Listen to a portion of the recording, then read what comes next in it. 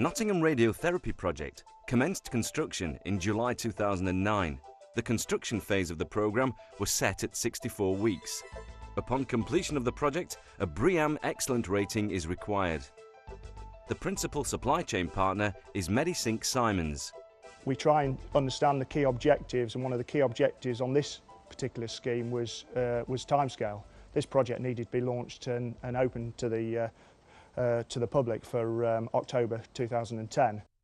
Medicinq Simons held weekly workshops to ensure that all stakeholders' requirements were captured and implemented. Well, it was identified in the beginning that key stakeholder engagement needed to happen immediately, and ongoing workshops within a very tight period to establish the design and to fulfil the requirements and the needs of the Trust.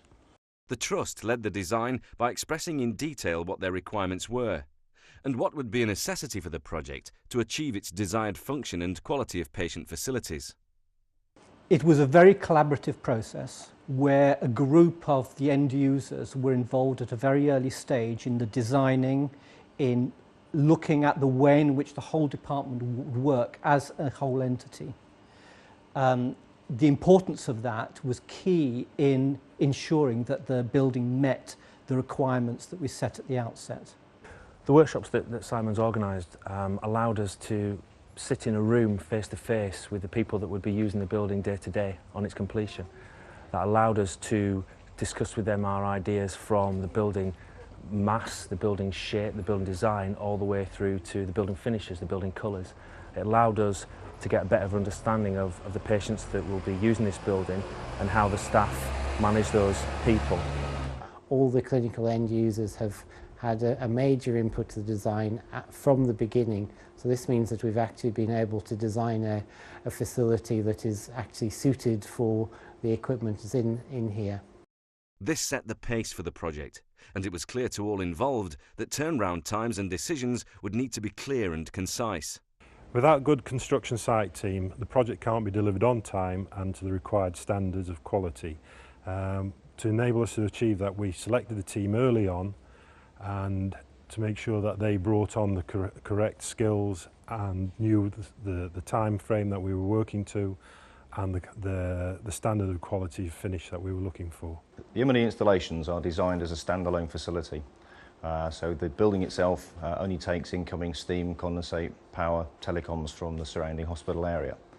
The very early stage of the project, we were advised that there were 3 Linac bunkers, which is what we've designed against.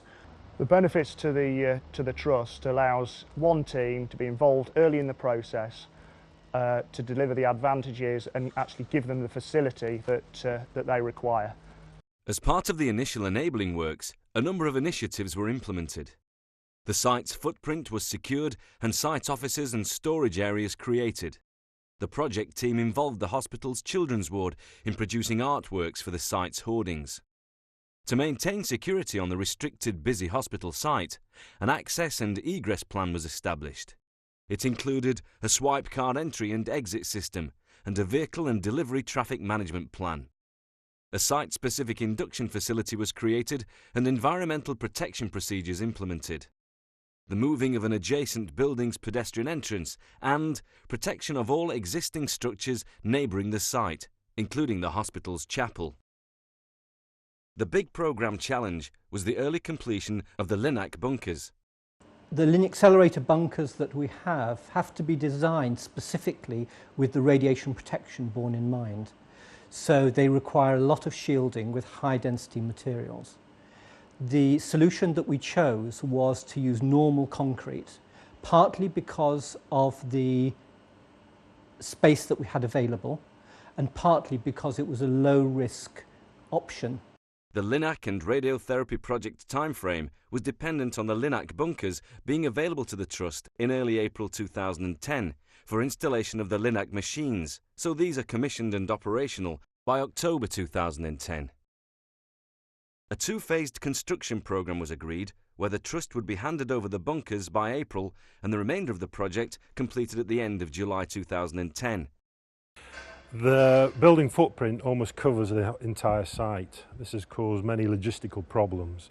To overcome them, we started looking at the logistics early on in the design stage, which enabled us to accommodate a tower crane and constructing the building in 2 phases so that we had room for material deliveries, especially with the amount of concrete we needed, with the 7,500 tonne of concrete to construct the bunkers.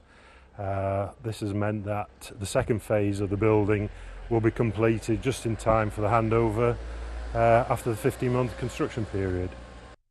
The Trust were interested in future-proofing the bunkers, as this would give them the flexibility should the machine requirements or machine supplier change in the future.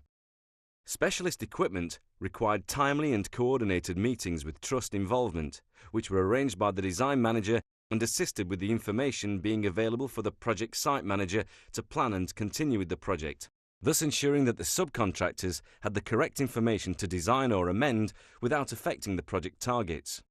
Despite the inclement weather Britain was subjected to at the beginning of 2010, this did not deter the construction team, and the bunkers were handed over to the Trust on time, allowing installation of the Medicinq machines to commence in April as planned. Electa were very pleased with the way in which the rooms were available and all the facilities were geared towards their equipment. The design guide that they provided had been fully followed, and innovations were made in the room design to ensure that the Electa equipment could be installed on time, and many of the technical aspects were solved before Electa had to be involved. Whilst the project was underway, it became apparent that some minor elements and layouts would need amending for final acceptance by the stakeholders and radiographers. These were carried out in time by the project site manager.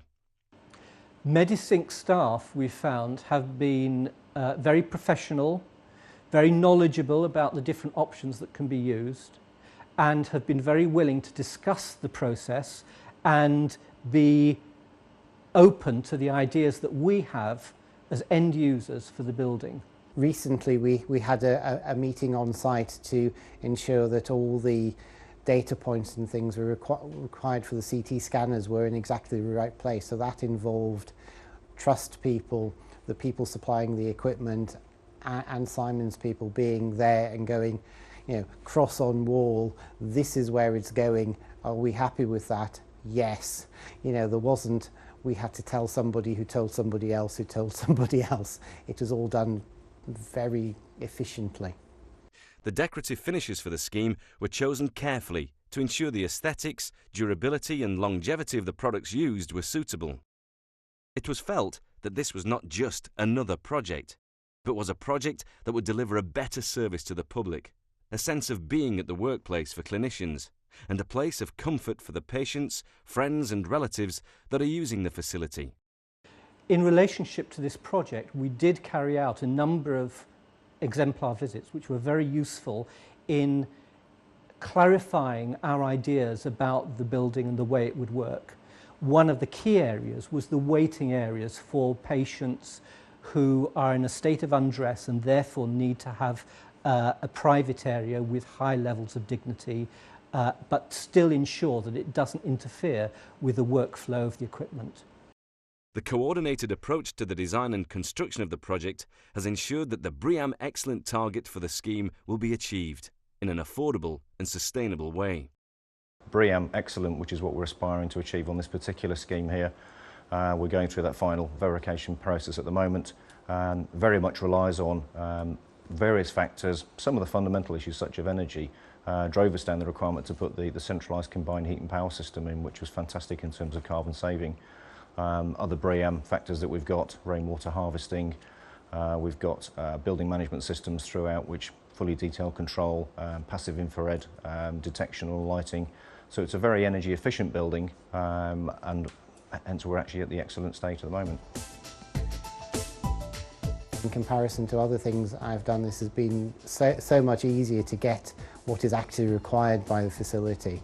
And this is a very complex facility with completely specific design needs. So actually, yes, the partnership working has been tremendous and makes it so much easier. So hopefully now at the end of this process, they've worked through the building, they know from day one how this building is going to operate, how they're going to work in it, and there should be no surprises for them.